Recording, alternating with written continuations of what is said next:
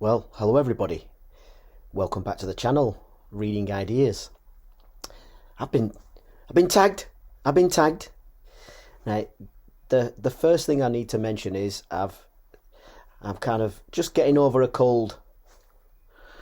So, I'm gonna have to charge you extra for this husky voice. Okay, so I hope you don't mind. Oh dear.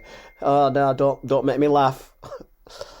Okay, so I've been tagged by Joel at Joel Swagman. What a fantastic name and a fantastic channel. Now, he's done this tag, the Snob-O-Meter Tag. This is proving to be a very popular tag. It's almost like there's book snobs out there. Shocking. So, yeah, it's very kind of him to tag me. Go check out his channel. Really nice guy. He's done a very in-depth answers to this. Very clever.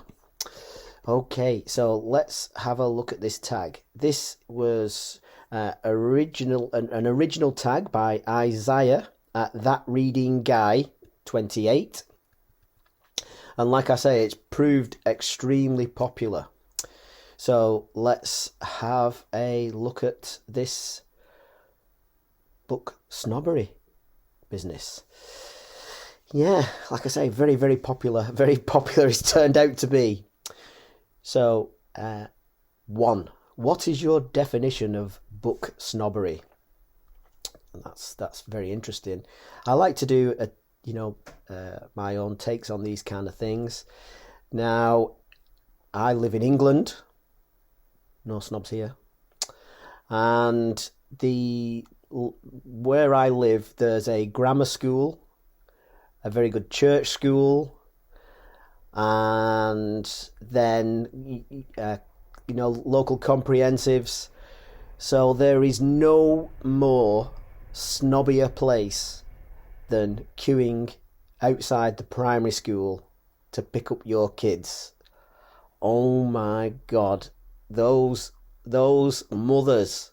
Oh my God. My wife used to come back like, oh my God, you never believe what they've been saying today. My kid is in the grammar school.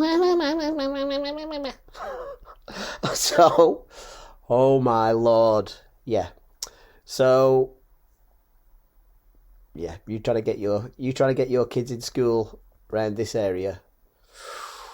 Yes, you'll rub shoulders with one or two snobs or not, but only short term. Because then they'll be off. Right, number two. I don't know what we're talking about. So, snobbery. So, I've got a little bit of a take on this. So, we all have our views on all sorts of things, reading, and your preferences will immediately think, if you like something, don't like something else, then that, and somebody else likes the thing that you don't like and doesn't like the thing that you like, well, then you can, you have to be careful about, slipping into snobbery. There's the whole, whether classics are better. Oh, I think I'm jumping ahead here now. So, but here's a little take on snobbery. Because to me, there's always something, if somebody's snobbish and you feel it, then here's a little thought for you. Then they're wrong. Okay? So if you can feel the snobbery, it's gone too far. I'll just give you an example. Feel free to disagree. So an excellent writer, Nassim Taleb, this is my overall take on snobbery. He was very, very well read. He'll probably have read 10 times what most people have read who are watching this. And he left Lebanon because of the war there, went to become a trader over in America, and he was being shown around, and he met this guy who was the number one trader in green lumber. He was making a fortune. He was known as the industry expert. he was just basically making a lot of money. And he realised in chatting to him, or he discovered that the person who was making the most money on green lumber, which green lumber is like freshly cut trees. They call it green because it's got a bit of a green tinge. So it's not dried out yet, it's not been aged. So that's green lumber. But this person, who was the biggest trader in it, thought green lumber was wood that was painted green. Now initially, Taleb was like, oh, this is hilarious. This guy is an absolute plank. He doesn't know what he's doing. He thinks green lumber's painted green. What an Oh, hang on. I knew green lumber was green, but he knows how to make lots of money about it. So that's where you have to be careful with snobbery. You can know a great deal about something and it's absolutely useless, and you can think somebody else doesn't know as much as you, but they know the crucial bits. Just my little thought. The green lumber fallacy, it's called. Nassim Taleb. 2, is there a genre or type of book that you never consider reading? 2, I've not read a lot of sci-fi, but I'm starting to read some of that. No doubt it will be very diverse, and there'll be some that will be fantastic and some not so good. The 2 genres that I don't really read much are romance and horror. Now, when I say I don't read romance, then, Jane Austen is obviously romance, and I do read Jane Austen. You could perhaps say Jane Eyre is romance, and I've read Jane Eyre. So I don't read the category romance, but a fantastic book's a fantastic book, isn't it? Now, horror I don't read horror, but if you read war stories or you read, Raymond Chandler, then there'll be murder in there. But I don't read horror, psychological horror, gory horror. I don't read that. Now, here's a thought for you. It's just my own little personal thoughts, and that's what we're all here for. If you suffer from mental health issues, I'd wonder whether it would be a good idea to be reading horror. That's just my personal opinion. It's just a personal thought that I've had listening to 1 or 2 people, and I'm thinking, why would you, if you're feeling fragile, why would you read that kind of stuff? It just seems you're kind of, pushing it, tempting fate a little bit. If something doesn't make you feel great, then why would you do it? So just a little aside there. So I don't read, romance. I don't read horror. I don't read horror because I just don't like the feeling that it gives me when I've tried to read it. Tried to read Rats, whatever, years ago. Not for me. Was it a relative of mine gave me a book by, I think it was Stephen King, about some guy who was in a concentration camp who was a cannibal. I mean, what was he giving me that book for? Obviously doesn't like me. Who wants to read? Never mind. So, yes. So I wouldn't say I was snobby about that. It's just my personal decision. Number 3, does erotica count as literature? My thoughts on it is that obviously it's literature. It's a subset of literature. It can be identified. If it can be identified as erotica, well then it's a subset. So so I don't know, are people snobbish about reading erotica or not? Maybe not. 4, is it better to read classic books than popular bestsellers? Better? For what purpose? What did I put about that? Yeah, my initial thought was, Isaiah, he's leading the witness here, isn't he? He's leading the witness. He's kind of saying, is it better? You're leading the witness here. giving the game away. So I don't know about better or not. People read what they want to read. If there might be more in a classic. I don't know, but you might have somebody who, if someone's reading a bestseller just to relax, well then fair enough. Why not? It's not. I hope a later answer will kind of fill out what I want on this. I don't want to kind of double speak on something. Have you ever bragged about reading a classic in order to sound smart? I can't really think so. And if you went to the school that I went to, it would be the other way around. You open your gob about, I was just reading Frankenstein over the weekend. What did you think, Gerald? There's no Geralds in my school. He'll be, what are you reading that for? What are you reading for? Yeah, was it? Yes. So, I can't think that I ever have.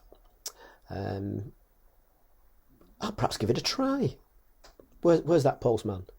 Is it? Have you read a bit of Dickens? Oh, you have. Oh, right. Sorry, I haven't. Sorry, no. Do audiobooks count as reading? Well, they count as listening, don't they? They count as listening. I've been reading an audiobook. No, you haven't. You've been listening. It's all information, isn't it? Perhaps it goes in a different way. It's an auditory sense rather than you reading and you're going at their pace rather than your own. It's not something I'm snobby about. And have you ever looked down at someone for reading a popular fluff book? A book with little substance, like a self-help book or celebrity memoir. What's all this? Self-help book hate. Was it? I don't know. That's quite a wide genre, isn't it? Self-help books. I suppose they can become a bit repetitive. They're all kind of a lot of rehashing the same kind of thing. But it's a separate category, so a celebrity memoir. I think I'm, you maybe I have. I don't know. Yeah. Maybe. Have you ever been the recipient? Hang on a second. Yes, I'm on number 8 now. So I've not been keeping track of the numbers. Number 8. Have you ever been the recipient of someone else's snobbery? What, with this face and this accent? You've got to be kidding, haven't you? Never, my sir, never. What's great is that you can spot the moment, can't you? Just when they kind of like go, like they've just stepped in something that they shouldn't. That part way, either. Well, if it's immediate, you're in. If it's an immediate if that look comes on their face immediately, you're not getting anywhere then. But that moment when it kind of comes part way through a sentence, and you go, all right, I clocked you. Yeah, you got my number, and I got yours. So it's just brilliant. That you can just see it go over the face, can't you? Yeah, it's wonderful. Would you ever be friends with a snob? Maybe you already are. Some people are. Some people kind of do it in a bit of an affected way. I don't know. I suppose everybody's a bit snobby over something. If it's just a bit of an internal standards clock, isn't it? So yeah, it's just it can go too far. Hang on.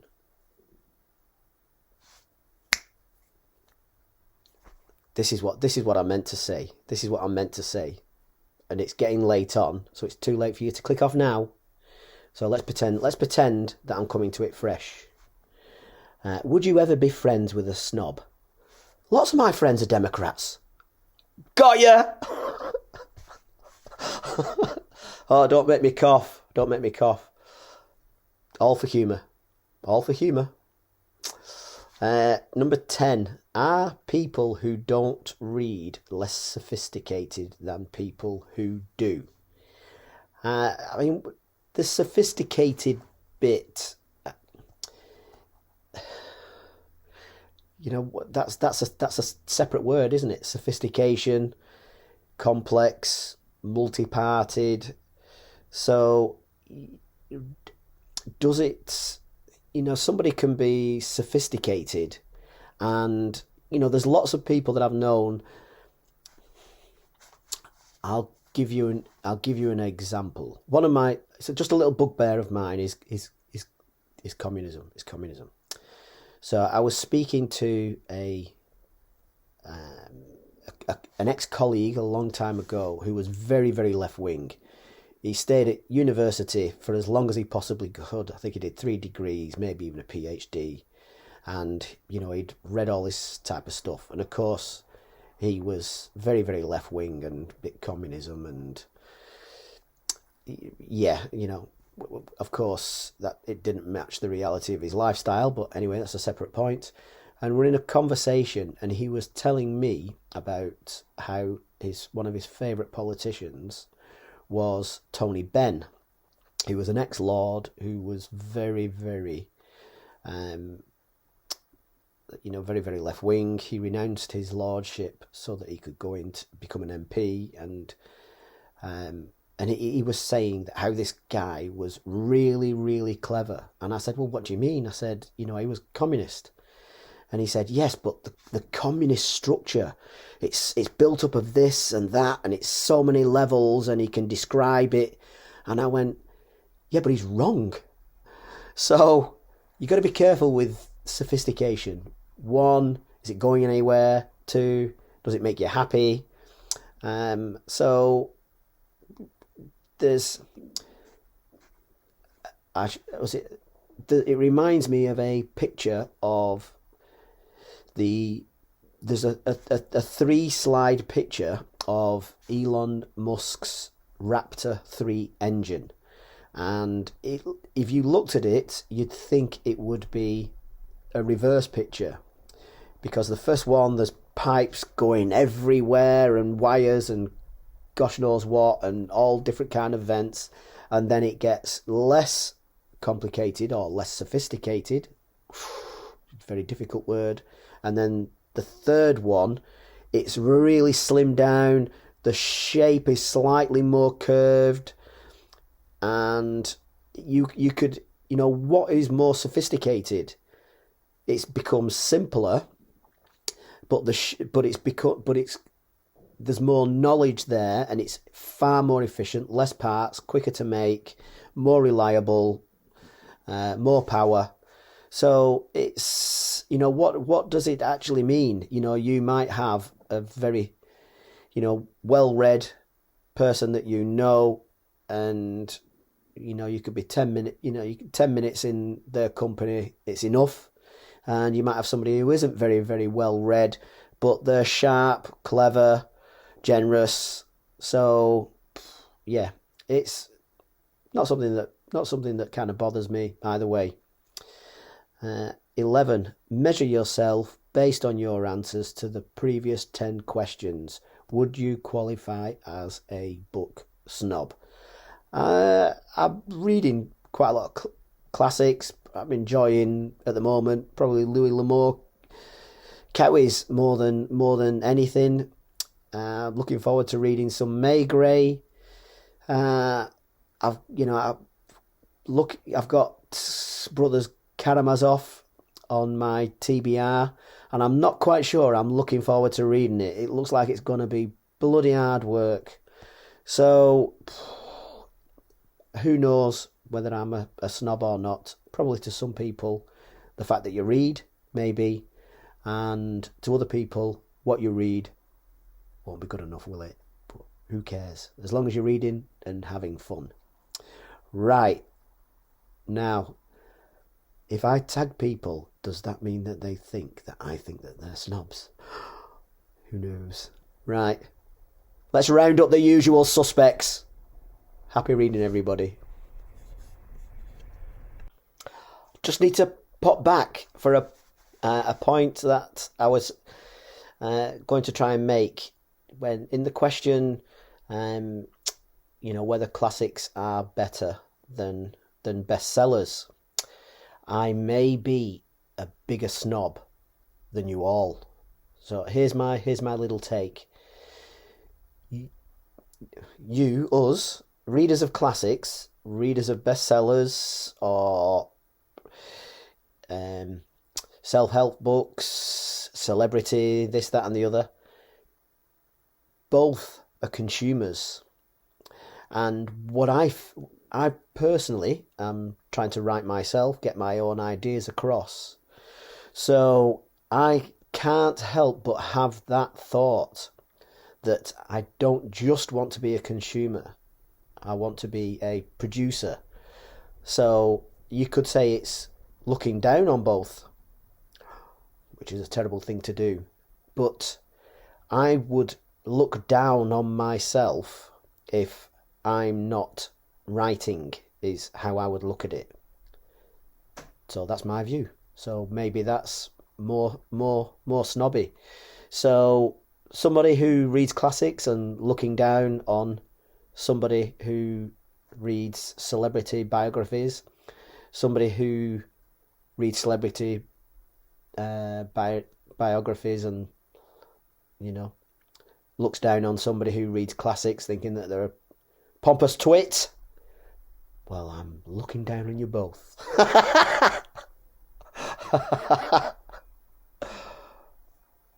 But it's true. I'm a snob. It's true.